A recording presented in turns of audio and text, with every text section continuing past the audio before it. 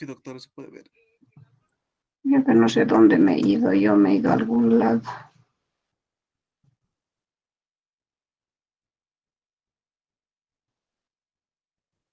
Ya. Estoy volviendo a lo que dice métodos de obtención del conocimiento, porque tenemos que hacer el proyecto de ello, ¿ya? Como les dije, muchas cosas yo pensé que ya lo habían llevado y he pasado por alto, pero pese a eso no voy a profundizar mucho en algunas temáticas, como les digo, que ya ustedes han debido llevar. Si surge la pregunta, me la hacen por favor, o si no, se la guardan para el final y me hacen las preguntas.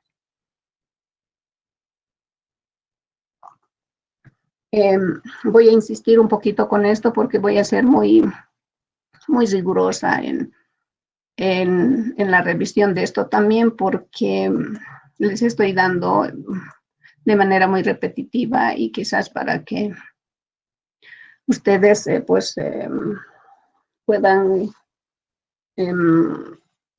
al hacer su proyecto de tesis puedan realmente aplicarlo como son, ¿no? Porque estuve hablando con unos colegas de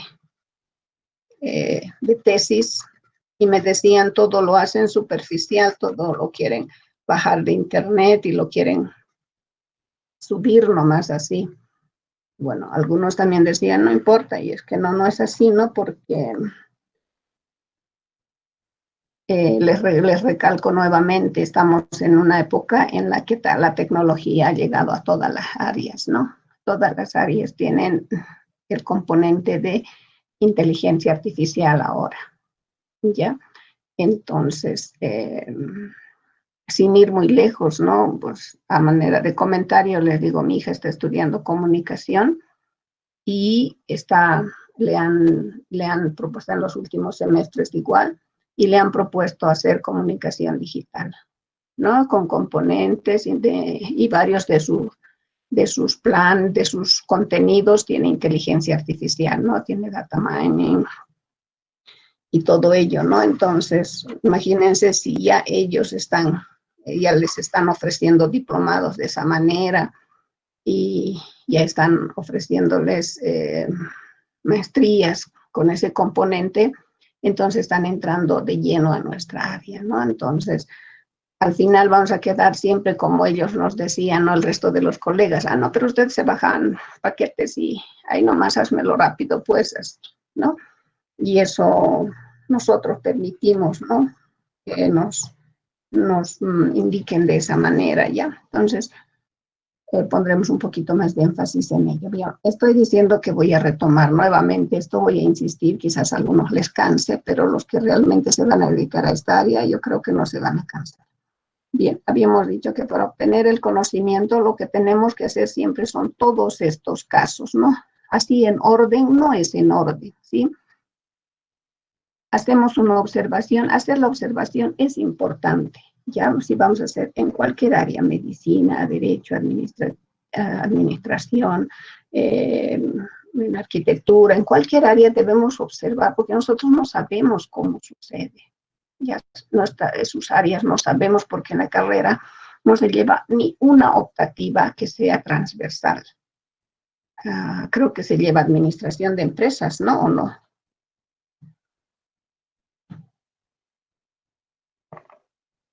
¿Hay en el contenido algo de esa área? Bueno, supongo que no la han llevado todavía. Pero si mal no recuerdo, creo que había una que se llamaba administración o contaduría, algo por ahí. Bueno, pero es una cosa no muy dirigida, no muy especializada.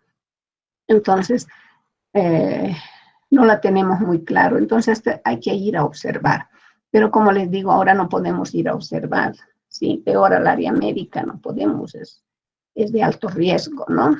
Entonces, esta parte lo haríamos, como alguien me dijo la anterior clase, si se podría ver de artículos médicos, artículos de derecho, así, algunos artículos, y alguien accede a un libro, también algún libro, y esta vez acudir, ¿no? A la web, pero no a cualquier lugar, sino donde estén, digamos, artículos que más o menos sean fiables, ¿no? Entonces, en este caso vamos a acudir a eso, pero cuando estamos ya sin restricción, hay que ir a observar cómo se trabaja. Luego, sí o sí hay que hacer una entrevista, porque al observar ya tenemos una idea de cómo es esa área que se está trabajando. Entonces hay que hacer una entrevista, pero no hay que hacer cuestionario, porque aquí no dice cuestionario, no se tiene que hacer cuestionario. Ningún profesional tiene tiempo para estar llenando un cuestionario, ¿sí? Tienen su agenda bien programada y no difícil que se los esté llenando un cuestionario. Ahora, si se los llena, lo va a hacer ya sea su secretaria, o lo va a hacer el pasante que tiene, o lo va a hacer la enfermera, alguien se los va a llenar, entonces no es fidedigno. Y entonces lo que hay que hacer es, hay que hacer preguntas y planteo de problemas, ¿no? Bueno, esto de evitar distracciones es, hay veces el médico, no sé, un médico, abogado, cualquiera, hay veces no se empieza a contar de casos muy particulares y se sale, ¿no? Y como su tiempo de este profesional es muy limitado, ya no nos termina de dar toda la información, entonces hay que realizar preguntas y más o menos tienen que ser de tipo de planteo. Como les digo, ahora no se puede hacer, ¿no? De pronto tal vez les hubiera dicho, vayan a ver, si algún médico, algún abogado, algún arquitecto de por ahí quiere colaborarles, pero ahora no se puede, ¿ya? Entonces también esto tendríamos que hacerlo así nomás de manera, con el apoyo de lo que es nuestra biblioteca gigante que tenemos ahora, ¿no? Que es la web. Luego tenemos un protocolo de análisis. Como ya hemos observado, hemos hecho algunas preguntas porque nos hemos involucrado. Lamentablemente tenemos que involucrarnos en su profesión. Si no estamos involucrados, pero no digo que qué sé yo, en 6 meses podamos aprender lo que ellos llevan en 5 años, ¿no? Estar involucrado, no tener más o menos, porque estos proyectos tampoco se desarrollan en 6 meses, en 3 meses, en 2 meses, ¿no? Son proyectos en los que si van a salir de manera real, generalmente quienes lo realizan, los doctorantes, ¿no? Porque van a estar 5 años solo investigando esta parte, ¿no? Y son doctorados interdisciplinarios, ¿no? Donde si están haciendo, qué sé yo, para el área de medicina, interactúan con una universidad de medicina y trabajan. Si van a ser de derecho, igual, ¿no? Entonces se interactúa con el otro profesional, no se hace solo. Y como les digo, no son ejemplos del conocimiento que podamos resolverlo. Ya listo, lo meto al SQL Server y ya está listo. No es así, ¿ya? Entonces, una vez que hemos hecho estas preguntas, pero nos hemos involucrado, luego le hacemos una estructura entrevistada, estructurada solo para unir las pistas, ¿ya? Estos informes generalmente el profesional sí no los hace y hay veces no los hace, ¿no? Pero es una conversación ya casi muy profundo donde él ya está interactuando con lo que va a ser el sistema. Si ustedes han podido ver AlphaGo, han debido ver cómo al sistema lo van entrenando, ¿no? Con diferentes competidores, ¿ya?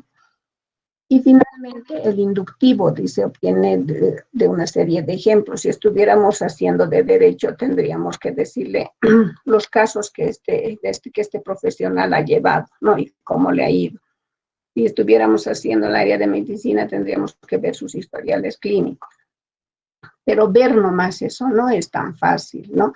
Se tiene cierto recelo en podernos mostrar porque es bastante individual los historiales clínicos, ¿no? Entonces,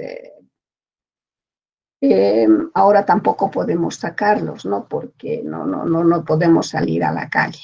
Ya, entonces son ejemplos que tenemos que buscarlos un poquito en la web, pero conceptualizando toda esta parte, ya, manejando los conceptos, no ir a internet y qué sé yo, copiar cualquier cosa que esté ahí, allá lo copio y lo entrego.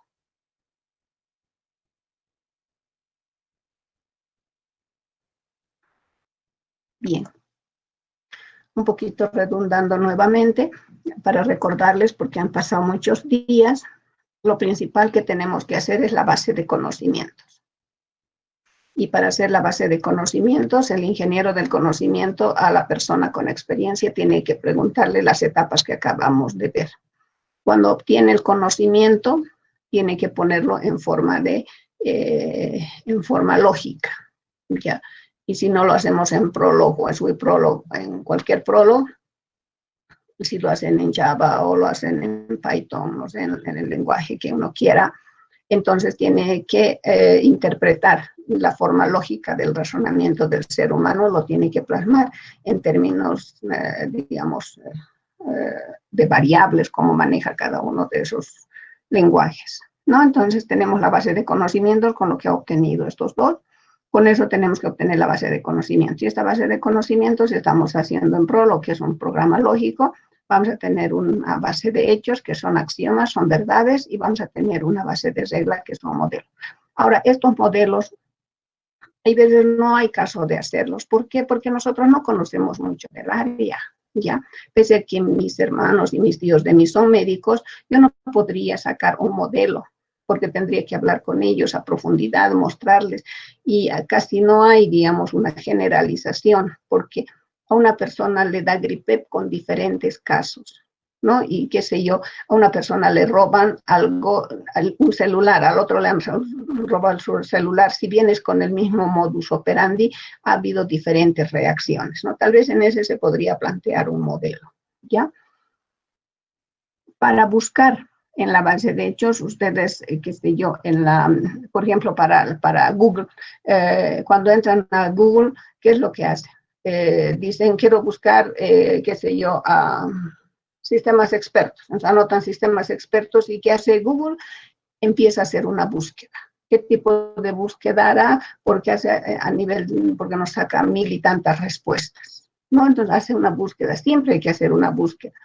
A esa búsqueda se llama motor de inferencia. Y cuando ustedes igual presenten sus trabajos finales, yo les voy a preguntar la parte teórica, ¿no? Porque evalúo documento, ese documento que me la presentan será todos la misma nota, pero la exposición es individual, ¿no? Voy preguntando, ¿no? ¿Qué es esto? ¿Qué es esto? Todo lo que hemos llevado voy a ir preguntando, ¿no? Respecto a lo que es un sistema experto. Entonces, ¿qué es el motor de inferencia? Es un método de búsqueda. Los métodos de búsqueda, ¿dónde los hemos aprendido? Desde 131. He estado revisando, entonces en 131 se lleva búsquedas, ¿no? Y la búsqueda más sencilla con la que empiezan es con un árbol binario, que es sin orden, posorden, preorden. Y en base a esto ya se ha hecho para un árbol genérico, que sería en profundidad, en amplitud. Estos dos utilizan un componente backtracking, ¿no? Backtracking quiere decir volver atrás. ¿Por qué hacemos un backtracking y utilizamos estos dos modelos de conocimiento? Porque nuestra mente trabaja de esa manera, o busca profundamente y busca también haciendo enlaces a los siguiente, ¿no? Y cuando nos preguntan por qué, ¿qué hacemos? Hacemos un retroceso, hacemos un backtracking, ¿no? Por ejemplo, ¿cómo estaba la entrevista o el debate de ayer? Hacemos un backtracking y retrocedemos atrás. Entonces damos una respuesta, ¿no? Y si nos preguntan, no sé qué vas a hacer el domingo, entonces, de acuerdo a las metas que tenga trazada, buscaré, ¿no? Hacia adelante o en amplitud para encontrar una solución. Entonces, el motor de inferencia siempre es un método de búsqueda. Y como les digo, los más chiquitos ya lo han llevado ustedes. Y también han debido llevar en profundidad, en amplitud y con backtracking, ¿no? Hasta ahí se llega, creo, en 131. Al menos eso es lo que me comentaron. Después de eso ya vienen las búsquedas más complejas, ¿no? Como es el primero que viene después de ellos, es el minimax. Después viene el alfa, poda, beta. Y desde ahí ya se va avanzando un poco más, ¿no? Asterisco, ascensión a la colmena, y así sucesivamente hasta llegar a redes neuronales. Porque las redes neuronales, que simplemente son un método de búsqueda también, ¿ya? Entonces tenemos un motor de inferencia que hace las búsquedas. ¿Para quién hacemos? Para este usuario, ¿no? Hace mediante mediante una interfaz de usuario que uno ya lo tiene que hacer. Y tiene un módulo en la que tiene que justificar, porque siempre preguntamos ¿por qué? ¿No? ¿Por qué? Entonces, para eso, pues, hacemos un procedimiento que nos permita hacer hacia adelante, hacia atrás. Entonces, esto también justifico mediante el motor de inferencia, ¿no? Aquí, ¿a quién le pregunto? Al motor de inferencia, que busque esa respuesta hacia adentro, que busque hacia lo amplio, o que retroceda, le digo al motor de inferencia. ¿Quién le dice? Este módulo de justificación, le dice al motor de inferencia, ¿ya? Y ¿qué es lo que está haciendo el motor de inferencia? Permite hacer la explicación. Entonces tengo que programarme alguien que me le explique, ¿ya? ¿Por qué? Y también tiene un aprendizaje de las preguntas que le hacemos, va aprendiendo, ¿ya? Y eso mucho que vamos a avanzar más después, ¿ya? Porque son solo métodos de búsqueda. Yo los había pasado por alto porque pensé que ustedes ya lo habían llevado. Entonces dije, ya aprovecharé en avanzar un poquito más para copar un poco más de contenido, pero bueno, no. Bien, entonces eso creo que ya es reiterativo. Bien, otra cosa que hemos dicho es que no vamos a hacer de esta manera, ¿no? Un nido de ifs, eso no es, ¿sí? No es, digamos, un sistema basado en conocimientos, no, esto ya es pregunta-respuesta, pregunta-respuesta. Porque aquí como preguntaríamos, ya está la respuesta, ¿no? Si el motor no arranca y las luces no encienden, entonces falla la batería. ¿Por qué? ¿Cómo vamos a responder? Entonces, desde ese punto de vista ya no es un sistema basado en conocimiento, ¿no? Porque no hay dónde. Y aquí tampoco, y todito esto debe ser así, ¿ya? Entonces, hasta ahí hay alguna pregunta. Estamos recordando solamente lo que hemos hecho el día miércoles. Y bueno, antes del miércoles, al inicio del semestre. No hay preguntas hasta acá, ¿no?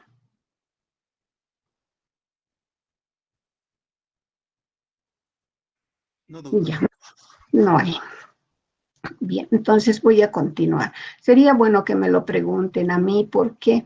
Porque hay veces le preguntan a la señorita que comparte el link, ¿no? Y es medio molestoso, ¿no? Digamos, ya la transitividad, ¿no? O sea, le preguntan a ella y bueno, trata ella, supongo, de copiar la pregunta y pasármela, y yo tengo que responderle y ella tiene que pasar. Entonces, es bastante incómodo eso, ¿no? Yo prefiero que me lo pregunten ahora y no estemos haciendo preguntas, digamos, posteriormente. Bueno, había también una pregunta, se iban a subir la tarea, el trabajo de investigación, entonces eso no se sube, ¿no? Ya habíamos mandado una notificación en la que no subíamos, se suspendía porque alguien preguntó qué es motor de inferencia al último momento, entonces, y bueno, revisando también había algunas propuestas simplemente al azar, ¿ya? Entonces sería bueno que me lo vayan preguntando. Bien, entonces con esto está bastante claro ya, espero que no volvamos a volver a cometer, digamos, los mismos errores, ¿ya? Bien, ahora vamos a empezar con un ejemplo, como les digo, bastante teórico. Si bien, digamos, yo tengo familiares en el área médica, no son, digamos, de la profesión en la que estamos haciendo lo hemos hecho el ejemplo médico, no tengo yo en esa área, ¿no? Entonces, la información que me han dirigido también es, digamos, además que no vivo yo ya con mis hermanos, entonces, en conversaciones un poco me han dirigido hacia lo que era, digamos, la búsqueda que podía hacer, digamos, dentro de la web para que se pudiera plasmar, digamos, las etapas de lo que es un sistema basado en conocimiento, ¿ya? Entonces, comienzo. Bien, primero vamos a hacer la obtención del conocimiento. Ya vamos a obtener el conocimiento, que es lo que primero tenemos que hacer, la observación. En este caso habíamos dicho que no vamos a hacer una observación in situ porque estamos restringidos de salir, y peor al área médica, nadie se quiere acercar, ¿ya? Entonces, no, yo siempre digo no, cumplo las normativas de que no, dice que no debemos salir y no, bueno, ya si salen, digamos, por cuenta propia hacer algunos mandados que es necesario, bueno, hay que hacerlo, pero la materia no. Entonces, vamos a hacer el primer paso, que es la observación. ¿Por qué estoy haciendo? Estamos haciendo ya, intentando hacer un ejemplo con las etapas que habíamos visto para la base de hechos que hemos mostrado del área médica. Y ahí decía, ¿no?, que deberíamos analizar, o bien nos daba síntomas acerca de lo que era gripe, pulmonía, meningitis y varicela, ¿no? Y había, qué sé yo, tenía diferentes síntomas estas enfermedades, ¿no? Entonces, vamos a ir analizando y, bueno, un ejemplo, el de la varicela. Ya este niño obviamente no es una foto, sino está capturado de internet. Entonces, como está en internet, no había tampoco derechos restrictivos para que se muestre, entonces la capturé y ya está. Ya, entonces primero vamos a hacer la observación y vamos a trabajar con la varicela porque era parte de nuestra base de hechos. ¿Cómo llegamos ahí? Bien, entonces empecemos. La obtención del conocimiento, la observación, lo que hemos hecho es esta vez con apoyo bibliográfico, no con el apoyo médico, ¿no? Sino, obviamente esto es bibliografía médica, se ha entrado a un sitio médico donde se ha capturado, no es de wiki tampoco, ¿no? Entonces de un sitio médico, ¿no? De todas maneras le pedí que me lo leyera a mi hermano y me dijo, bueno, sí, está bastante bien. Ya, entonces, ¿qué decimos de la varicela? Esto tenemos que hacerlo, ustedes lo tienen que hacer, claro que sí. O sea, cuando yo les he subido la tarea de que hagamos para la parte de aportes, yo no les pedía, digamos, que la base del sistema experto de eso esté funcionando en Prolog, era imposible.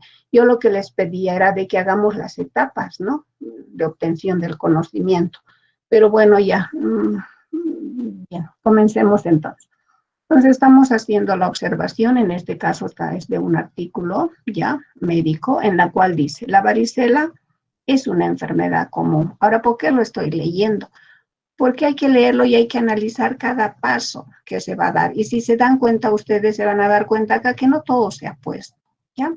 Dice, la varicela es una enfermedad común. Ah, entonces es común. Entonces podríamos hacer otro hecho que nos diga que es común, porque va a estar especificado este sistema. Y además en esta parte, como dice, es una enfermedad común, tenemos que definir nuestro dominio, ¿ya? ¿Para qué sector vamos a hacer? ¿Ya? Porque si vamos a hacer, por ejemplo, para el área rural, tenemos que tener un tipo de lenguaje, ¿ya? Por eso es que les decía, por ejemplo, el lenguaje no es universal, ni bien entre los hispanoparlantes, no es universal, ¿ya? Chile tiene una forma de decir sus cosas, Bolivia tiene una forma de decir, incluso dentro del mismo departamento, ¿sí? Tenemos diferentes formas de expresarnos y decir, ¿no? Entonces hay que trabajar mucho en el lenguaje si vamos a hacer este tipo de sistemas, ya sea medicina, derecho, arquitectura, todas esas, administración de empresas, si es que vamos a hacer en esa área, hay que tener mucho cuidado en el lenguaje, ¿no?, que se va a utilizar. Entonces dice que es una enfermedad muy común. Puedo determinar un dominio si voy a hacer para la ciudad, si voy a hacer para estudiantes de medicina o voy a hacer para el área rural. Ya, entonces hay que determinar un dominio. Y además me dice que es muy contagiosa, ¿no? Entonces es una enfermedad que hay que tenerle mucho cuidado. Habitualmente benigna, allá, que se puede curar, no es maligna, pero que presenta complicaciones y hay veces grave y que incluso ponen en peligro la vida del paciente. Entonces es algo tan importante hacer esto de la varicela, aunque ahora ya no hay en algunos países que ha habido rebrote, pero ahora ya no hay, ¿no? Porque se vacuna, incluso creo que ya se ha erradicado todo ello, ¿ya? Y debe ser bastante contagiosa. ¿Por qué? Porque este virus de la varicela es también un corona, porque tiene la misma presentación, ¿ya? Por eso es que han dicho los médicos, por ejemplo, los pacientes que ya han enfermado determinadas infecciones respiratorias, ¿sí?, que son derivados del coronavirus, pues no les da, ¿no? Han pasado y pasaron así. ¿Ya por qué? Porque ya el cuerpo reacciona, su sistema inmunológico reacciona y pues ya no permite que uno se enferme, ¿no? Bueno, esos es los reportes científicos que van sacando, ¿ya? Entonces, por eso es que es una enfermedad, es contagiosa y benigna, pero se cura, ¿no? Entonces, bueno, dice, la tasa de complicaciones y de hospitalización son de 10 veces superiores en el adulto. Al adulto también le pega. Entonces, como siempre, como cualquier virus, es más peligroso en el adulto. ¿Por qué? Porque le da una fiebre mucho más alta, le desgana mucho peor, entonces es muy complicado. Y no es, no es digamos, de fácil también tratamiento, ¿no? Dice, en el niño, dice, y la letalidad hasta 25 veces mayor. Sin embargo, el número absoluto de hospitalizaciones y de fallecimientos es más elevado en niños menores de 10 años, ¿sí? En los pacientes inmunocompetentes, o sea, que estas personas no han desarrollado su sistema inmunológico debidamente, entonces son mucho más peligrosas, ¿no? Ahora, ¿por qué no ha desarrollado? Bueno, eso ya habría que preguntarle al médico y es cuestión genética, no se sabe, ¿no?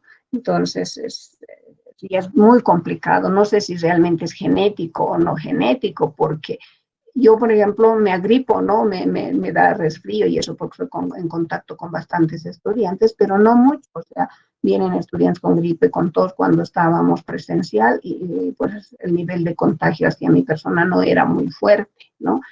Y ahora, ¿por qué? No lo sé. Como les digo, no, yo no estudio esa parte, ¿no?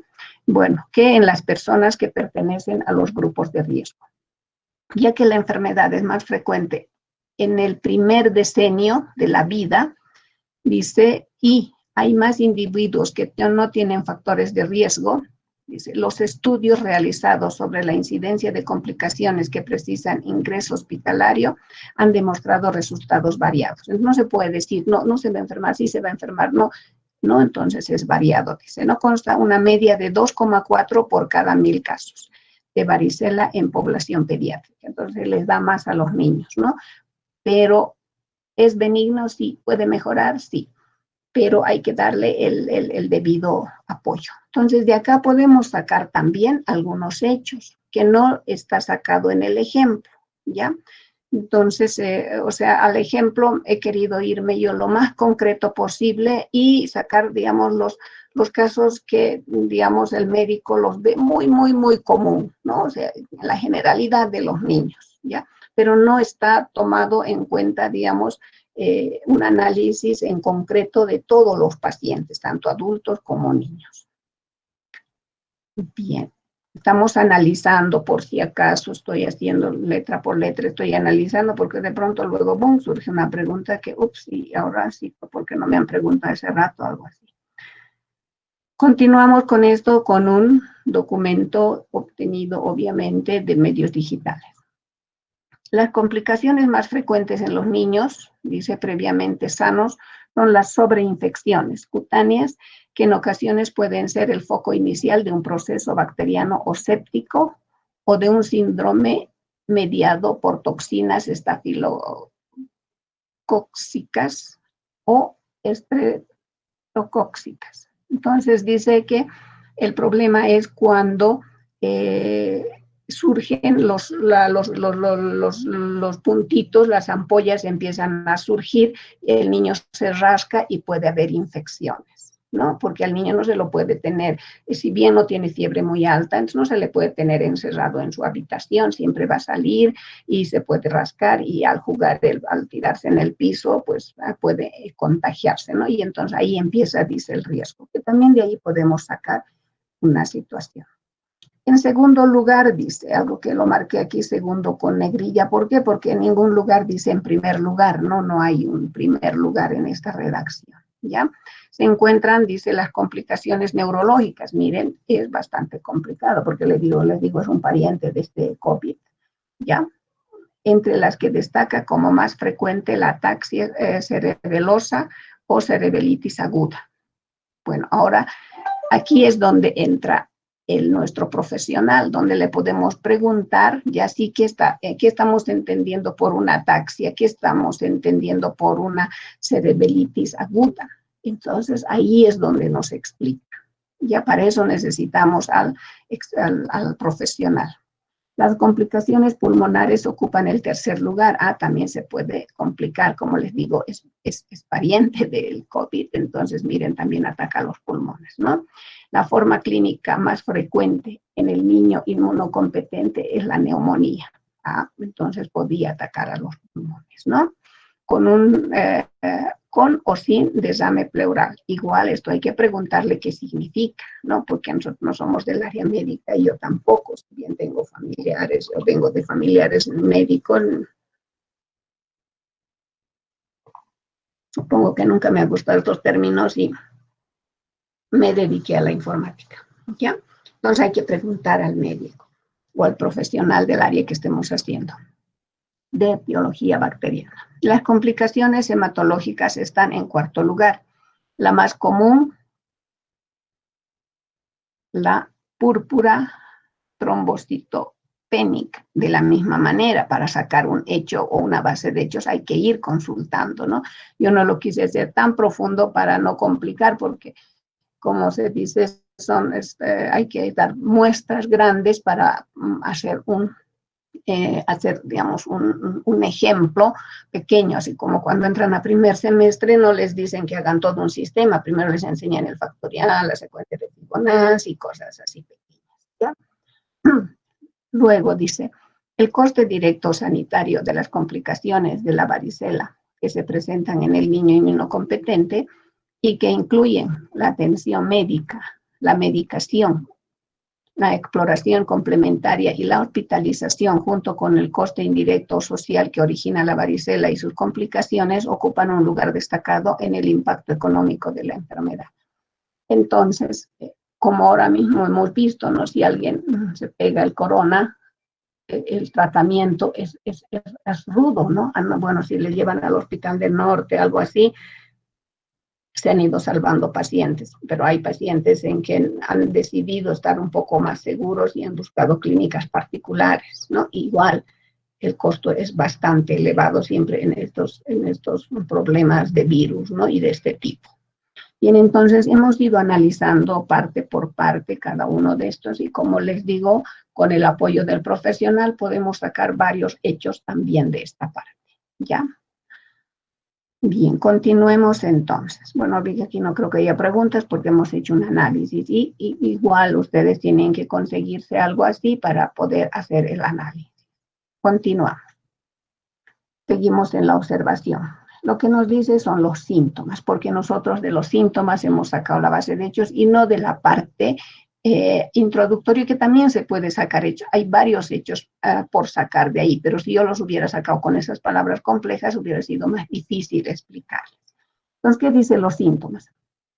La erupción de ampollas que dan, dice, comezón causada por la infección de varicela se presenta de 10 a 21 días después de la exposición al virus. Entonces aquí también podemos sacar un hecho, ¿no? De la presentación de los días.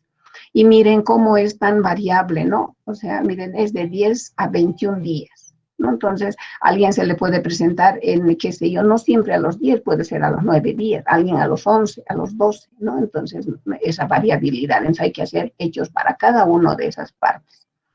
Generalmente dura entre 5 y 10 días. Y la duración también es bastante variada, ¿no?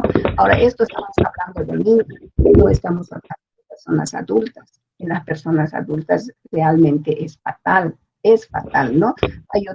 Hay otra enfermedad que es contagiosa, que es la rubiola.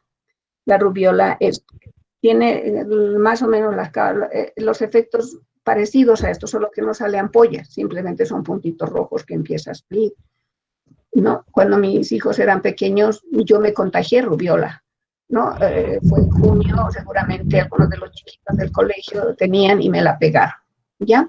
Entonces, pero la fiebre no era en mí de 38, 39, subía hasta 45, ¿no? Y imagínense, y eso es bien complicado. Entonces si no me cuidaba, podía complicarse con cualquier otra situación, porque Estas enfermedades que son derivadas de los coronas son muy, muy, muy riesgosas, como estamos viendo. Dice, otros signos y síntomas que pueden aparecer, dice, 1 o 2 días antes de la erupción, incluyen los siguientes, ¿no? Entonces, simplemente con esto que ha dado, se ha hecho la base de hechos, que ustedes recuerdan, ¿sí? Hemos hecho, presenta fiebre, ¿sí? Pérdida de peso, ¿sí? Síntoma, varicela. Fiebre, síntoma, varicela. Dolor de cabeza, síntoma, varicela. Cansancio, síntoma, varicela. Esta sensación de malestar general no le puse, así es que habría que agregarlo, ustedes lo podrían agregar, ¿no? Sensación de malestar, de varicela, ¿ya? Entonces, miren, lo he resaltado con verde para que vean que solo de esas partecitas se ha hecho la base de datos. Continúo. Bien, continúo entonces. Vamos a entrar, seguimos en la obtención del conocimiento, vamos a ir al protocolo de análisis, ¿ya? En el protocolo de análisis, ¿quiénes van a intervenir? El ingeniero del conocimiento y el médico. Ya habíamos dicho que el protocolo de análisis no es simplemente meterle un cuestionario, ¿no? Sino hay que unir siempre las pistas. Entonces, el ingeniero del conocimiento, que son ustedes, y lo que decimos entonces, le podemos decir, ¿no? Durante estas fases de erupción, seguirán apareciendo nuevas ampollas por varios días, de manera que lesiones con costras al mismo tiempo, o sea, las ampollas tenemos las ampollas, se hacen costras, vuelven a aparecer otras ampollas, costras, ampollas, costras, ampollas, es así, se le pregunta. ¿Por qué? Porque ya he leído el antecedente, ya me he investigado con la varicela, ya conozco la varicela, entonces le hago preguntas ya de las varicelas, ¿no? Ya no le estoy haciendo preguntas genéricas, no es cuestión. Acá el médico tendría que guiarnos y responder. Otra pregunta que se le hace, ¿también se puede afirmar que el virus puede contagiar a otras personas durante un máximo de 48 horas antes de que aparezca la erupción? Entonces el médico nos dirá así, a qué nivel es contagioso, dentro de cuánto tiempo es contagioso, ¿no? Entonces nos explicará eso, porque ahí nos ha quedado la duda. Finalmente se puede decir que el niño o la persona va a seguir contagiando hasta que todas las ampollas se han cubierto de costras. Cuando todo ya esté cubierto de costras, aún así puede contagiar, ¿no? Entonces, todo eso es lo que se pregunta. Incluso acá podríamos preguntar si el niño o la persona adulta, después de que pasa esto, se hace inmune, o sea, su sistema inmunitario ya va a reconocer y nos dirá el médico sí o no, porque en esto del coronavirus se hace inmune la persona, creo que es de 3 a 1 año, ¿no? Después sí, por eso hay personas que están recayendo nuevamente, entonces su sistema inmunológico no los reconoce, ¿no? También esa sería una pregunta muy pertinente, ¿ya? De poderla hacer al médico, que él solo nos puede explicar. El médico generalmente nos responde siempre de manera genérica. En general, la enfermedad es leve en niños, pero en casos graves, la erupción puede cubrir el cuerpo entero y se pueden formar lesiones en la garganta, los ojos, el recubrimiento de las mucosas de la uretra, el ano y la vagina. O sea, puede cubrir todo, ¿no? Entonces, miren cuán peligroso es esta enfermedad, ¿no? Entonces, trabajamos en el protocolo de análisis, ¿no? Y nosotros le hacemos preguntas de esta naturaleza para que pueda responder.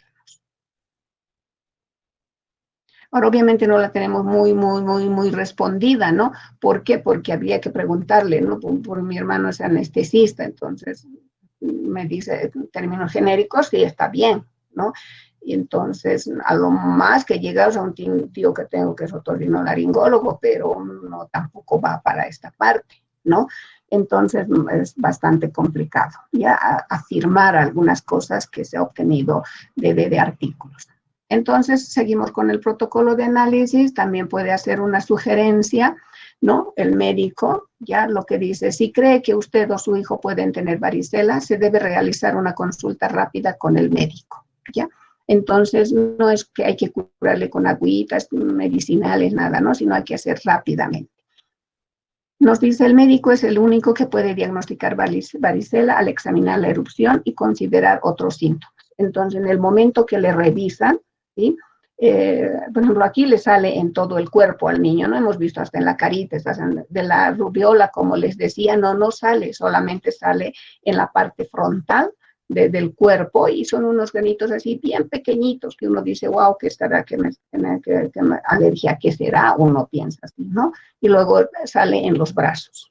Ahora, no sé si a todos les sale así, a mí me salió así, ¿no? Entonces, eso hay que ver también, eso hay que analizar con varios pacientes, ¿no? En varios historiales clínicos.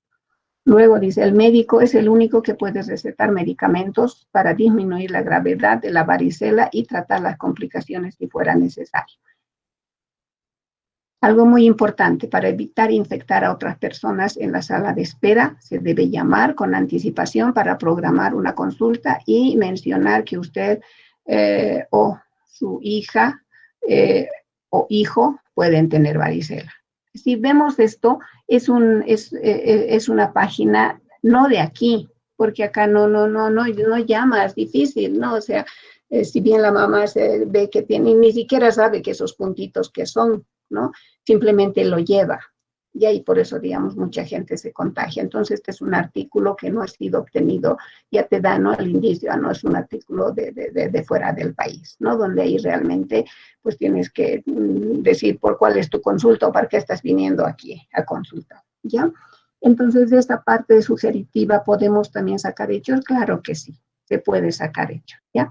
Pero cuanto más grande, más largo es un ejemplo para el estudiante, más se complica. Yo por eso decidí solamente tomar lo esencial, ¿ya? Pero que se puede complementar, claro que si ustedes pueden aumentar, pueden aumentar. Bien, continuemos entonces.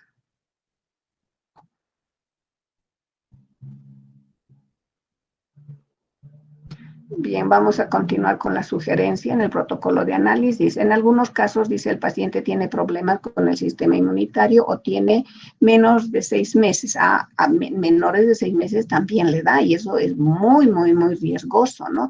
Porque de acuerdo a la medicina, el riesgo más alto de mortandad infantil es hasta los 5 años, ¿no? Y de 6 meses, ufa, mucho peor. Puede presentar los siguientes síntomas que podrían ser de alto riesgo. La erupción cutánea se extiende, dice, a uno de los ojos o ambos. La erupción cutánea se toma muy roja, caliente o sensible a la palpación. Esto podría indicar una infección cutánea bacteriana secundaria. Y esto igual hay que preguntarle qué significa bacteriana secundaria. Hay una primaria, hay una terciaria, hay una cuarta. Entonces hay que ir preguntando, porque tenemos que sacar hechos de todo esto, ¿ya? Y nuestra base de hechos, pues se va a hacer, creo, unos 50, 60, harto, ¿no? Y bueno, no quise cansarles, por eso saqué solamente esos pocos. La erupción cutánea está acompañada por mareos, desorientación, latidos rápidos del corazón, dificultad para respirar, temblores, pérdida de la coordinación muscular, tos empeorada, vómitos, rigidez en el cuello o fiebre superior a los 38.9.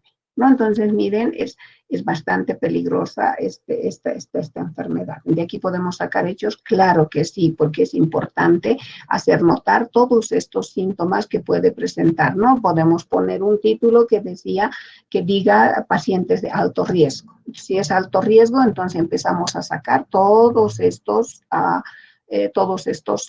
síntomas que está presentando, ¿ya? Tal como les estoy presentando el ejemplo, ustedes también tienen que presentar otro ejemplo, ¿no? O cuando hagamos el proyecto. Bien, continuamos. Bien. En esta parte lo he puesto el informe y la parte inductiva. ¿Por qué? Porque no tengo una interrelación con el médico, pero algo se puede sacar, ¿ya? Entonces, lo que se hace en esta parte es tratar de ver, digamos, un historial clínico, ¿ya? Un historial clínico. El historial clínico yo lo he visto ahora, no, ¿por qué? Por la misma situación que estamos en pandemia. No puedo yo acceder a un historial clínico. Quizás si no estuviéramos en pandemia por transitividad de mis familiares, que son todos del área médica, yo puedo acceder a historiales clínicos sin ver el nombre, decir que son para fines académicos, todo eso, ¿no? Pero en esta situación no puedo, ¿ya? Entonces, de la misma manera, este historial clínico es simplemente pues alguien que una página médica en la cual se ha publicado y obviamente sin nombre, sin nada, ¿no? Para más o menos, son páginas de estudio que te dan para que uno pueda analizar. Entonces, se ha unido lo que son informes y la parte inductiva, ¿ya? Varicela complicada es el caso, es un caso clínico, es un historial clínico que lo llena el médico y lo primero que hace es empezar con antecedentes familiares, ¿no? Entonces, una parte de historial clínico, entonces es como siempre se comienza con antecedentes familiares. Y esto les digo en cualquier caso, no solamente con la varicela. Cuando uno va al médico siempre le pregunta, ¿no? Antecedentes familiares, ¿ya? En este caso le pregunta antecedentes de la madre y antecedentes del padre, ¿no? Aquí, bueno, miren, hay muchos términos anotados en los que difícilmente podríamos entender. Aquí por eso se necesita trabajar con el profesional in situ. Y no solamente en sistemas basados en conocimiento, no simplemente en sistemas más avanzados como el Machine Learning. También se necesita trabajar in situ con los sistemas o softwares de aplicación. Si voy a hacer un software de facturación, un software de ventas, un software de inventario, necesito interactuar con el profesional, porque así dice el método. Scrum dice así, el cliente es in situ. O sea, para el que se lo estoy haciendo, tiene que trabajar con el equipo de ingeniero de software. Entonces acá no estamos inventando algo diferente, ¿no? Entonces hay que trabajar con el profesional. Entonces vamos preguntándole, aquí debe decir que es de 42 años, es una persona sana, y bueno, el resto ya no podemos entender, ¿no? Pero está así.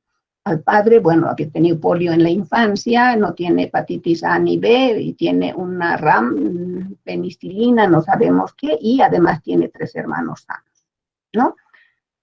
Luego seguimos con los antecedentes personales, SENO-RAM, esto debe ser de la madre, donde dice que el embarazo ha sido controlado, ha llegado a término, sin patología, lo ha tenido en el hospital y ha sido de manera natural, no ha sido con cesárea, y se llamaba, el tipo de parto que ha tenido se llama autóxico, PN, bueno, ¿no? Y bueno, ¿no? Aquí hace algunas anotaciones, dice la lactancia, dice ha sido artificial, no ha sido, ha debido ser alimentado del bebé con fórmula también, ¿no? No solamente con lactancia materna, ¿ya? Y bueno, hace algunas anotaciones, ingresa a los 2 años, supongo que dice, y bueno, tiene todas las vacunas. Nuevamente recalco, esto necesitamos trabajar con el médico. Bien, la enfermedad actual por la que se está presentando, dice, es un varón de 3 años, tiene varicela de 5 días, ¿no? Tiene fiebre resistente a antitérmicos, o sea, aquí le llamamos antipiréticos, es resistente, tiene un dolor abdominal muy, muy importante que hay que considerarlo, tiene vómito alimentario, sin diarrea y edema palpebral, ¿no? Aquí hace otras anotaciones que ya son más complicadas, que solo el médico nos podría explicar. El hermano mayor dice que también ha presentado varicela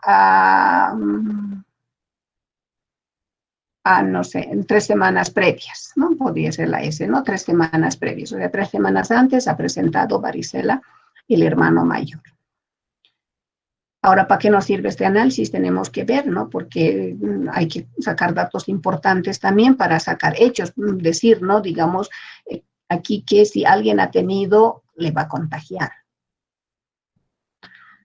A la exploración física hace este tipo de anotaciones, que aquí también necesitamos interactuar con el médico para saber qué es lo que dice cada una de estas cosas. Acá que podemos entender algunas cosas, que dice tiene una palidez discreta, que es cutánea, pero que no es mucosa, que no en las mucosas, no debe ser en las partes rígidas del cuerpo. El pulso periférico está positivo, Glasgow de 15, el monitoreo, todas esas son terminologías médicas, ¿no? Es por eso que yo incluso cuando llevábamos ingeniería de software, yo les decía, tenemos que anotar en nuestros términos, ¿no? No decimos, si se lo van a hacer un módulo que se vea su pantalla fácil, así, ¿no? Eso no es término común, pero vean cómo los médicos anotan, ¿no? En sus términos. Y bueno, adenopatías, dice, anota todas las adenopatías cervicales, retroauriculares, submandibulares, empieza a anotar todo eso, ¿no? Y acá empieza a anotar de la misma manera todo lo que está presentando el niño al momento del ingreso, ¿ya? Continuamos con esto.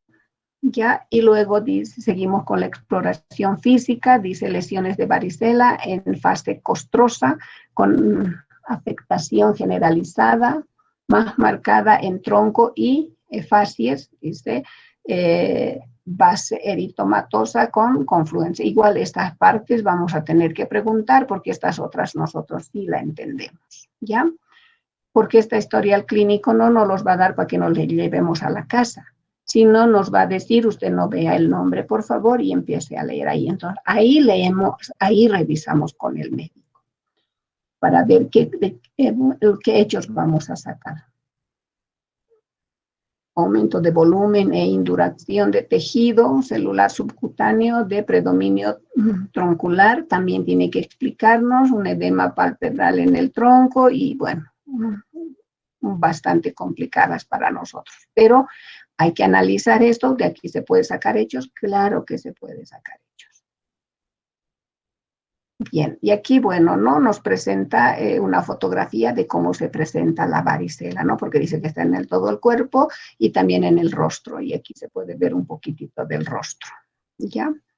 Luego, en el historial clínico también nos muestra cómo ha ido evolucionando, ¿no? Este historial clínico, como ven, es del 2009 y va evolucionando día a día, va anotando el médico la evolución, ¿no? Y obviamente que es bastante complicado y esto para un tratamiento supervisado quizás podríamos sacar también algunos, ¿no? Porque nos dan un criterio bastante amplio de todo lo que va colocando. Ahora lo debe colocar esto en rojo. ¿Por qué? Porque, digamos, son tal vez antibióticos que ha ido dando y cómo, digamos, le ha ido suspendiendo en qué fechas, ¿no? Entonces son anotaciones muy importantes que al médico hay que ir preguntándole desde esta parte, ¿por qué? ¿Por qué? ¿Por qué? Y él nos debe explicar esto, ¿por qué?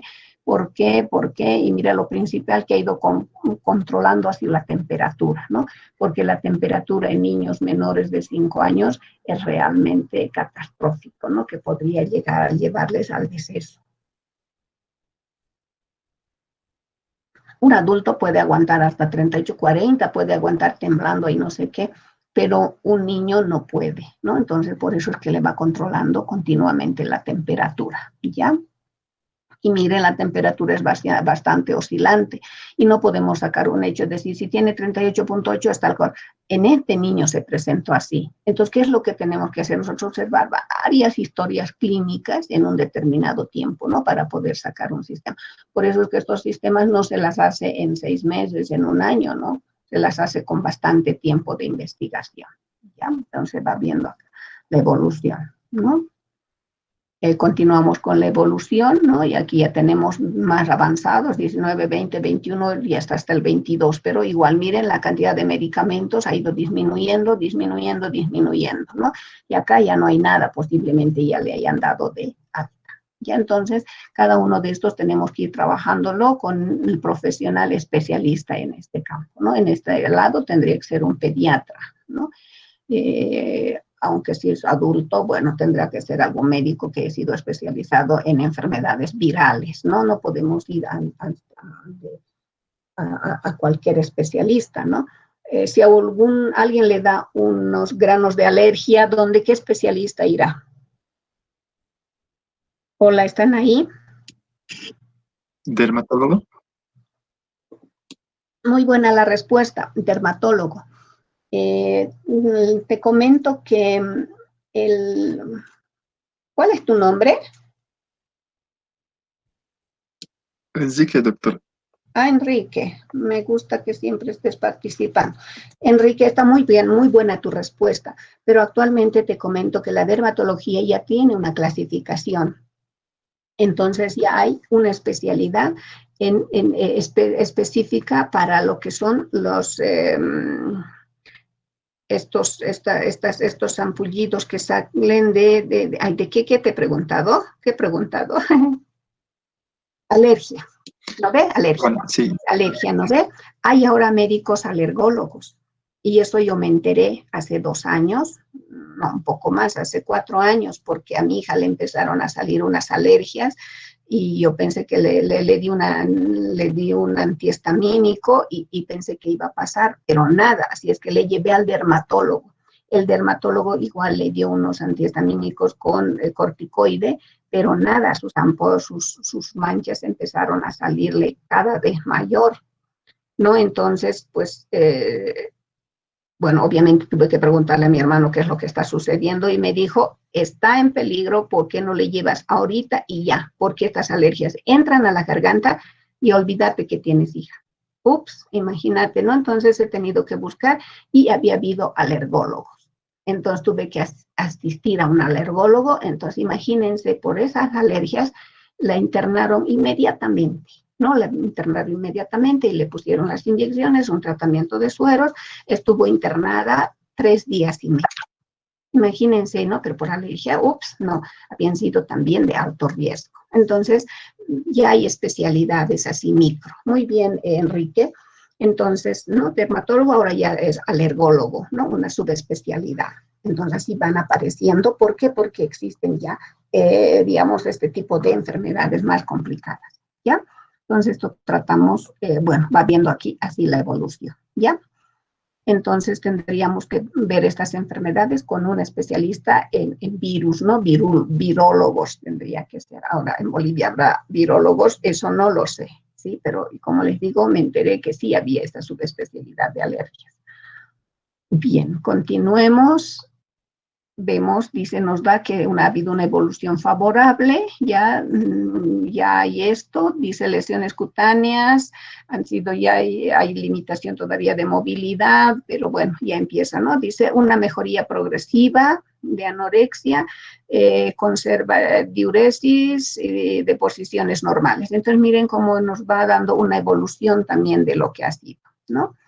Luego, en ese historial clínico también había este cuadro, ya en la que dice que es una exploración complementaria, que también lo hacen por fecha, ¿no? Aquí empezamos el día 7 de septiembre o del 2009, ¿ya? No, perdón, fecha, día, mes, año, ¿no? Entonces estamos empezando en septiembre, ¿no? El día 12, 13 de julio, ¿no? Del 2009, 14, 16, 17, hasta el 22, ¿no? Entonces hace todo esta exploración, miren cómo va a ser un seguimiento de todos estos, que obviamente nosotros no sabemos qué es, porque vamos a ir hasta con el especialista, ¿ya? Muestra ese cuadro. Si es pertinente, uno puede hacer hechos de esta parte, claro que sí, pero con el apoyo del profesional. También miren para este tipo de enfermedad que no parece tan complicada como es la varicela, también pide este tipo de radiografías, ¿no? El 12 pide esto de julio del 2009, dice que ya es normal, pide una ecografía también, ¿no? Para ver cómo está su hígado, el vaso, los riñones, las vejigas, cómo está funcionando. Entonces acá ellos revisan y nos colocan. ¿Podemos sacar una base de hechos de aquí? Claro que sí. Luego dice el día 14, después del 12, si el 12 le han hecho estos dos mismos análisis, como podemos ver por la fecha, el 14 de julio dice que ya hay discreta cantidad en pelvis y a todo debe estar normal, ¿no? Pero no solo eso, el médico pide otro tipo de también análisis, ¿no? Una radiografía de tórax para ver, digamos, para analizar, interpretar, ¿no? Porque aquí dice que hay una pequeña opacidad algodonosa en y en el derecho, izquierdo, que dirá. También pide un TAC, ¿no? Para ver, digamos, cómo está su cerebro funcionando, todo eso, ¿ya? Luego continuamos. Volvemos a pedir los mismos análisis, ¿no? O sea, para ir comprobando cómo ha ido evolucionando el 16 y el otro se pide el 22, ¿no? Donde acá ya dicen, ¿no? Que es normal, ya casi todo está normal, ¿no? Pero que hay una asistitis y derrame, dicen. O sea, yo habría que preguntarle qué significa, si está en alto riesgo el niño, si que posteriormente va a tener alguna situación complementaria, ¿no? Como ahora lo que nos están diciendo, ¿no? Que los pacientes que han estado entubados ya en este COVID, posteriormente, de aquí a 3 o 5 años, presenten graves complicaciones pulmonares, ¿no? Entonces, no se sabe, están haciendo esa proyección, ¿no? De que posiblemente no tan bien, ¿no? Porque el ser humano es tan complejo. Luego, ¿qué más hay? Bien, lo que hace, dice, bueno, el diagnóstico, dice la parte principal, ha sido, dice, una varicela complicada bastante grave. Algunas cosas secundarias que ha presentado, dice, celulitis por sobreinfección bacteriana, o sea, seguramente el niño se rascó, se reventó y ahí entró la infección, ¿no? Y luego ha presentado también hepatoesplenomegalia secundaria, trombocitosis reactiva, anemia ferropénica. Bueno, este tipo de anemia debe ser algún tipo de anemia que presenta esta varicela, ¿no? Porque hay diferentes tipos de anemia que se les presenta a las personas, ¿no? A las personas que, digamos, no quieren comer por estar delgados, que tienen un tipo de anemia. A las personas que, digamos, a las señoras que se embarazan, de acuerdo a la alimentación, también les puede dar un tipo de anemia. Entonces, este tipo de anemia es específica, debe ser de este tipo, ¿no? Bien. Luego da un tratamiento de alta. Entonces, sabemos que no solamente puede dar un tratamiento y listo, váyase usted así tranquilo, no. Siempre hay un tratamiento de alta, incluso de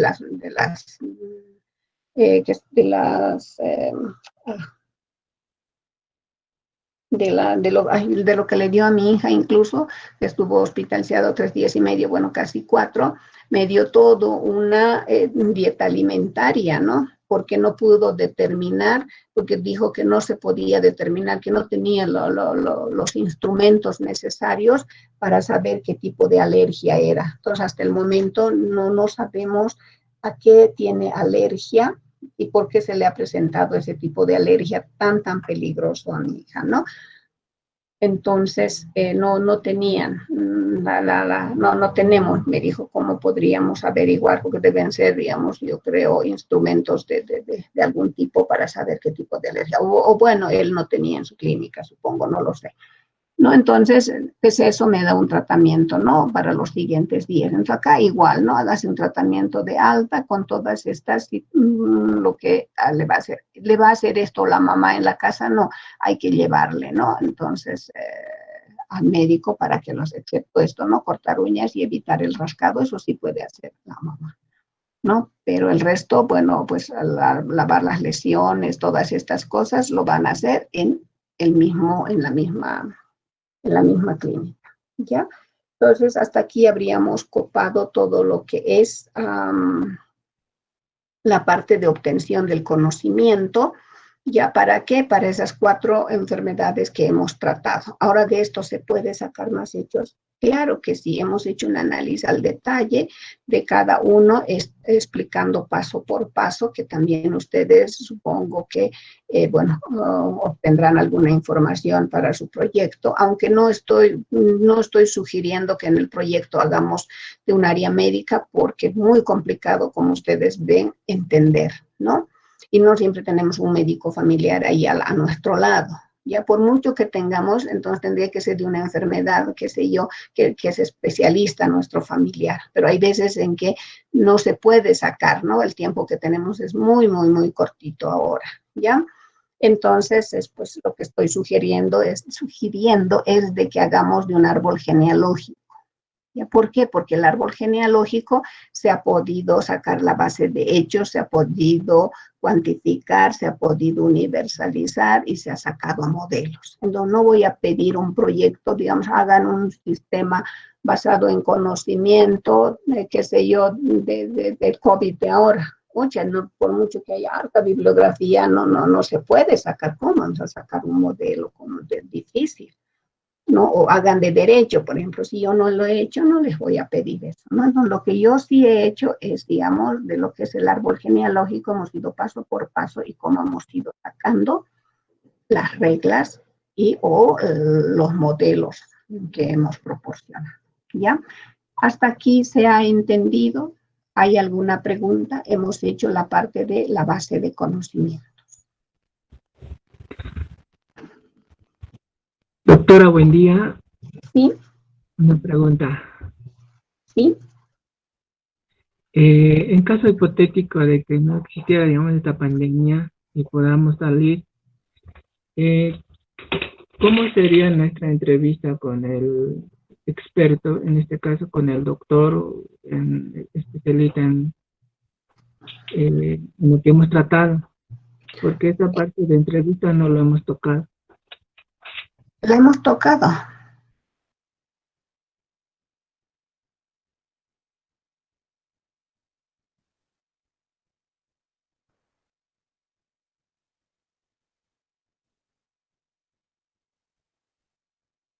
Está en la parte donde está. Hemos hecho la observación.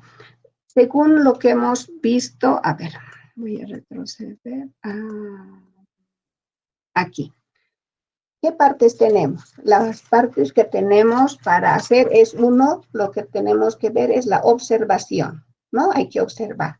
Luego dice hay que hacer una entrevista. Pero ¿cómo es esta entrevista? Dice que hay que realizar preguntas y planteo de problemas. O sea, no es entrevistarle, ¿cómo es la varicela? ¿Da fiebre? ¿Qué no da? No es así, sino que dice que hay que hacer preguntas. Pero estas preguntas, ¿cómo tienen que ser? Tienen que ser, hay que hacer las preguntas. Y estas preguntas tienen que ser planteo de problemas, ¿sí? No son preguntas, digamos, de falso verdadero. Entonces, ahora tenemos el protocolo de análisis. El protocolo de análisis, ¿qué es lo que tenemos que hacer? Dice, en ahí lo que tenemos que hacer es, dice, hacer una entrevista, pero ya estructurada. Y entre paréntesis, ¿qué dice? Es solo para unir pistas, ¿sí? Entonces, es una entrevista, pero estructurada. ¿Para qué? Para unir pistas. Entonces, como es una entrevista estructurada, entonces es mucho más completa que el paso anterior, donde ya se hacía planteamiento de problemas. En cambio, acá ya son casi resolución del problema, ¿ya? Lo que sí les había dicho es de que esta parte no se puede hacer. ¿Por qué ahora? Porque tiene que explicarnos, dice, de forma oral, ¿ya? Pero, y dice, escrita la resolución de los casos. En este caso, ¿qué es de escrito? Escrito es el historial clínico. Lo que sí no vamos a poder tener es la manera oral, porque hay muchas cosas complicadas que teníamos que no le hemos podido preguntar, no le vamos a poder preguntar porque no está el médico. Pero si estuviera así, le podemos preguntar. Pero de acá simplemente, ¿qué estamos haciendo? La parte escrita. En este caso, el historial clínico. En el caso de derecho, serán esos documentos donde llevan cada caso, ¿sí? En el caso de ¿qué más podemos hacer? De economía, por ejemplo, veremos sus estados económicos, financieros, de qué está haciendo, si está haciendo, digamos, qué sé yo, las demandas, las ofertas, en todo eso veremos su documento, ¿ya? Y trabajaremos con él de manera oral, ¿ya? Aquí en el inductivo es cuando nosotros ya le mostramos al experto que está disponible, ¿sí? Le decimos, mira, este historial clínico me has dado, mira, aquí está así. De todo este historial clínico yo he podido generalizar esto, ¿ya? Y le voy mostrando. Esta parte es un poco compleja porque no vamos a tener interacción, pero las otras todas las hemos hecho, todas, ¿no? Entonces, ¿qué hemos ido diciendo? Acá es observación. En la observación que tenemos que decir, dice que hay que ir a observar lo que hace el médico, pero no podemos ir ahora. Pero ¿qué podemos hacer? Como la anterior clase, alguien me preguntó, ¿se puede hacer de literatura? Claro que sí. Entonces hemos buscado una literatura de una página médica donde está explicando un poco acerca de lo que es la varicela, ¿no? Y obviamente, como les dijo esto, le he hecho leer a mi hermano. Claro, o sea, mi hermano no es, digamos, del área no es un virólogo, ¿no? O sea, él es anestesista, entonces me dijo, sí, en términos generales. Le mostré a mi tío que es otorrinolaringólogo, que tampoco es del área, pero me dijo, sí, en términos genéricos se presenta así. Entonces, está pensando de que esto lo ha publicado un virólogo. Ya entonces estamos observando, pero esta vez de documento de literatura médica, ¿no? Y se hace una observación bastante profunda, ¿no? Muy, muy concreta. Y luego de eso, ¿qué es lo que hemos hecho? Hemos seguido observando. ¿Por qué? Porque nos está dando ya algo en claro para que podamos sacar los hechos. Y yo he sacado los hechos solamente de esta parte, ¿ya? Una vez que hemos hecho la observación, que es el siguiente, dice que es la entrevista, ¿ya? Pero las entrevistas son, dice, preguntas y planteo de problemas, ¿ya? Bueno, acá lo he puesto protocolo de análisis, pero era la parte de la entrevista, ¿no? Porque acá ya le estoy haciendo esta parte, ¿sí? Confundí en el título, acá es entrevista, ahí donde ya le estoy haciendo las preguntas y en forma de planteo de problemas, ¿no? Durante estas fases de erupción le van a seguir al paciente saliendo ampollas. En esta parte, por favor, me equivoqué, sí, tiene razón el estudiante, no teníamos que poner esto, está erróneo. Ya vamos a poner ahí que es la entrevista, ¿no? Donde ahí hacemos preguntas de planteo, ¿ya? Bien, entonces continuamos, sí, hemos hecho ahí, luego venimos a esta parte, ahí donde el médico también nos hace unas sugerencias, ya, continuamos con la parte de la entrevista. Acá ya es lo que nos está haciendo, dice, aquí sí hacemos el protocolo de análisis en esta, ¿no? ¿Por qué? Porque lo que estamos haciendo ya es una entrevista más estructurada, ¿no? O sea, no hay mucha diferencia aquí porque como es una parte teórica, ¿sí? Es más imperceptible, ¿no? Entonces, hay una mezcla como tanto la entrevista como el protocolo de análisis son preguntas de planteo de problemas, son entrevistas estructuradas, entonces más o menos hay digamos, una unión, ¿no? Una intersección en ambos conceptos, ¿ya? Entonces, por eso es que, digamos, no, pero sí lo estamos haciendo, ¿no? En esta parte que le hemos puesto protocolo de análisis y entrevista, que son casi lo mismo, porque la entrevista son preguntas de planteo y el protocolo de análisis dice que es una entrevista estructurada. Entonces, ambos juegan el mismo papel, ¿ya? Bien, ¿alguna pregunta? Espero haberle aclarado. ¿Alguna pregunta más?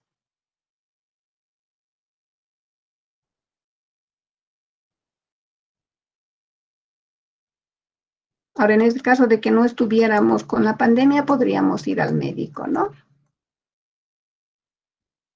Bien, ya hemos pasado esto. Bien, habíamos llegado aquí y al tratamiento. ¿Alguna otra pregunta hasta esta parte? Porque ustedes también lo mismo tienen que hacer, pero digamos, como les digo, con el árbol genealógico, determinar qué es un árbol genealógico, todo ello, ¿no? Bueno, ya cuando venga el proyecto les explicaré más al detalle. Pero en este caso que hemos hecho del ejemplo, ¿está todo claro? ¿Hay alguna pregunta más?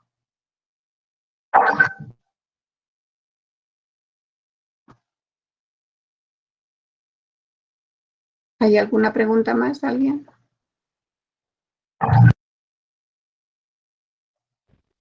No, doctora. Doctora, otra pregunta. Sí. Le escucho. Doctora, en este caso, el sistema experto tendría que tener la capacidad, digamos, de darnos como el médico experto, ¿no? Darnos lo que es el diagnóstico, hacer, verificar o ver, digamos, lo que es darnos el tratamiento de alta o la evolución, los diagnósticos, todo eso. Claro, podemos hacer todo eso, Pero este es un solo historial clínico que estamos viendo, ¿no? Digamos, para ya hacer, digamos, un sistema completo, lo que tendríamos que ver, si, digamos, son varios historiales clínicos, ¿no? Varios historiales, y eso se puede hacer de manera solamente presencial, ¿no? Y revisando, o sea, lo que tenemos que sacarnos es así una matriz de todos los síntomas que presenta un paciente. Luego agarramos el otro historial, ¿qué otros síntomas ha presentado? Luego otro historial, ¿qué síntomas? Entonces nos estamos haciendo una matriz de todos los síntomas, ¿ya?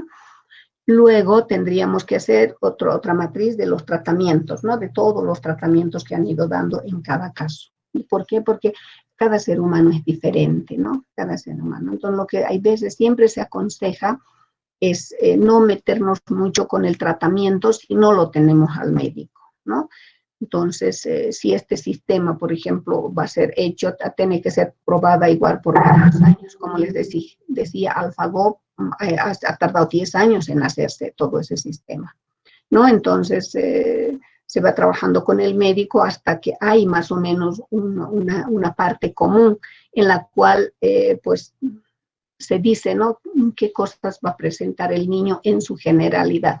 Pero dependiendo de la región, porque es diferente que un niño se enferme aquí, un niño citadino en la ciudad de La Paz y otro niño que venga del área rural, ¿no? Por ejemplo, ¿qué dicen los médicos? Generalmente las familias que son, como les llaman, ¿no? Hijitos de papás, y ese término no sé si seguirá usándose, pero hay, ¿no? Ellos, para cualquier leve, presentan, digamos, un tipo de sintomatología más fuerte. No es porque es diferente, no, porque su capacidad de sensibilidad es diferente, ¿no? En cambio, un niño del área rural siempre es, digamos, puesto un poco más fuerte por la situación socioeconómica también que atraviesa, ¿no? Entonces hay que ver para qué dominio se está haciendo, ¿no? Y así se va creciendo. Entonces va haciendo para un dominio bien pequeñito, ¿no? Podríamos decir, digamos, para todos los que viven, qué sé yo, simplemente en la zona sur o en la zona central de La Paz, por ejemplo, ¿no? Entonces se va generalizando y sacando sus síntomas, se va sacando el diagnóstico. Y bueno, en el caso, digamos, ya de mucho análisis investigativo se hace tratamiento, porque hacer tratamiento es vida humana con la que se está jugando, ¿no?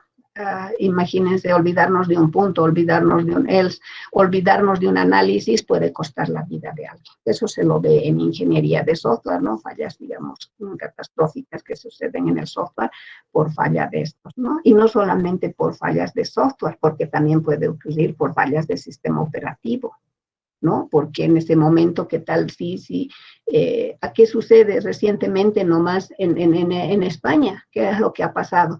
Una señora ha ido a que le traten por la enfermedad que tenía, pero en el momento de la admisión la computadora le dijo, usted no pertenece aquí, pero la señora sí pertenecía a ese hospital.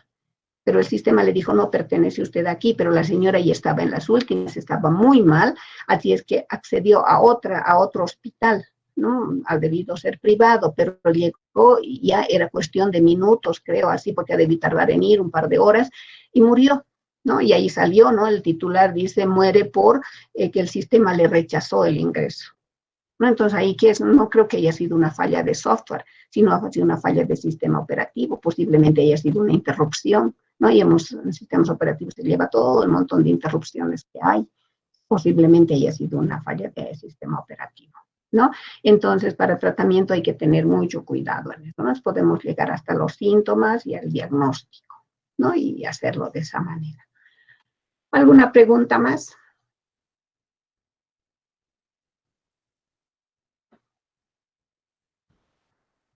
Bien, entonces está claro todo esto de cómo estructurar la base de conocimientos, ¿sí? Y ya. Entonces, como está claro, ¿qué es lo que más, qué más tenemos que hacer esto? Ahora, la computadora nos entenderá así nomás de fácil, así decirle nosotros, meterle de esta manera. No, habíamos dicho que hay que empezar a trabajar con la lógica de proposiciones, ¿ya? Y vamos a tocar ahora qué es la lógica de proposiciones, cómo con qué con qué herramientas vamos a trabajar. No voy a profundizar en lógica de proposiciones ni en lógica de predicados, ¿ya? ¿Por qué? Porque es un contenido que sí ya la llevan en lógica, ¿no? No sé qué, lógica para las computadoras, lógica no sé qué es, pero se lleva lógica. Y como les había dicho en la anterior clase, hablé con un colega, me dijo que les daba todo, ¿no? Que es la lógica proposicional, cómo y qué es una proposición, hacían una relación con las oraciones, entonces todo eso se hacía. Y luego, pues, de las proposiciones les enseñaba, dice, a pasar a lo que es los predicados, ¿no? Entonces, como ya han llevado, no voy a redundar, sino que ya esta va a ser toda una sesión de lo que sería, digamos, lógica de predicados, lógica de proposiciones, que ya no vendría, ¿no? Bien, pero para hacerles recuerdo, vamos a tocar lo que son las lógicas de proposición. Ya voy a entrar de manera muy concreta. O no, obviamente esta clase ya no, porque ya va a ser 9:45 y vamos a quedar a media explicación, ¿ya? Entonces, si no hay más preguntas, voy a quedar en esta parte y la próxima voy a empezar de lleno con lo que son la lógica proposicional, que sería el día miércoles, ¿ya? Voy a finalizar lo que es la presentación.